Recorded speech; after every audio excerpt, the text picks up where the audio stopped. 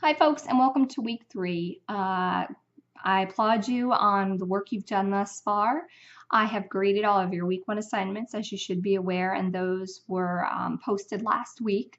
Again, as a reminder, I'll post all of your grades the week following the Sunday due date. So even if you submitted something last Wednesday, I won't start the grading until today. I wait till everybody submits all of the work before I go ahead and start doing the grades, and then those will be completed within 5 days following the due date. So I'll start grading your week 2 assignments today, and again, when I finish with those, I'll send out an announcement letting you know that they're ready. And I can't stress enough that I want you to go back and review my feedback, comments, and the overall grade, just to make sure that everything was graded properly. If there is an error, I want to know about it and give you credit accordingly. Also, it's a good way to ensure that you're getting the most out of the learning experience. If you're performing well somewhere, and I'm pointing that out, it's good for you to know that you're doing a good job and to continue excelling in those areas. And if you're making an error somewhere along the line, that way you can nip it in the bud early on and not continue making that same mistake or learn from those mistakes. So that's part of the learning process. So let's use it to our advantage. Check out the feedback each and every week. And if you have any questions or want me to discuss things further with you in any way, shape, or form, don't fret. I'm here. I want to help you guys. I want you to understand everything as far as the feedback and comments. So I'm very easily approachable. Come to me should you desire to inquire further about any of the grades or feedback. Forums, you guys are doing a great job. Continue the banter. Let me just reiterate that I would prefer you guys to get in there by midweek.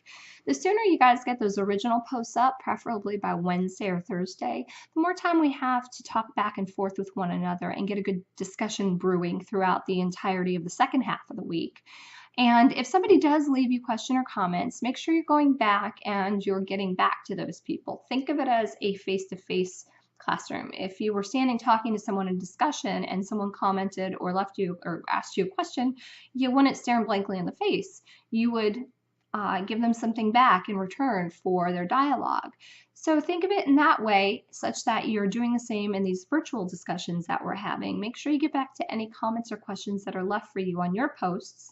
And don't forget, you should be replying to a minimum of at least 2 of your classmates' original posts. Preferably more, but at least 2 at the bare minimum. Let's use those discussion platforms to really generate a lot of knowledge, generate a lot of opinions, generate a lot of perspectives that each of you has. There's a great deal of learning that we can gather from one another, and that's the best place, the best platform we have in this classroom to do so. So let's use it to our advantage. And again, I appreciate what you've done thus far. Let's keep it up and shoot for a little bit better even this week. And one mention, as far as the forms go, and any of the written assignments actually, this will be including your research paper, for instance. Less than 10% of your written work should be directly quoted from outside sources. I want to know that you read your research and that you understood it and were able to put it into your own words. So keep your written work to less than 10% of direct quotes, and each quote should be a few words at max. That tells me that you read your research, you understood your research, and you were able to put it into your own words. Of course, if you do make any direct quotes, make sure, or even if you paraphrase someone else's work, make sure that you're giving credit where it's due by utilizing APA style in-text citations and appropriate references. The OWL at Purdue site, which I've made mention of previously, has some really good information on how to do this. I know you guys are pretty seasoned so far in doing this, but sometimes it's good to have those extra pointers when we need to refer back to them. And don't forget, you also have your case studies. Keep on working on those weekly so it doesn't catch up to you and you have a plethora of questions waiting for you the week that they're due. Again, both the research paper instructions and the case study documents, those are located in the first week's lessons under the assignment sublink.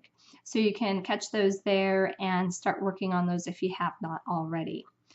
So that's about all I have right now. I want to say keep up the good work and go ahead and start diving into the week 3 assignment, which is going to help guide you throughout all of the learning material and the assignments that are due this upcoming Sunday. If you have questions, reach out to me. You can put those in the question and answer forum, or you can email me individually through the messages link. Otherwise, have a phenomenal week, and we'll see you in the same place, same time next week.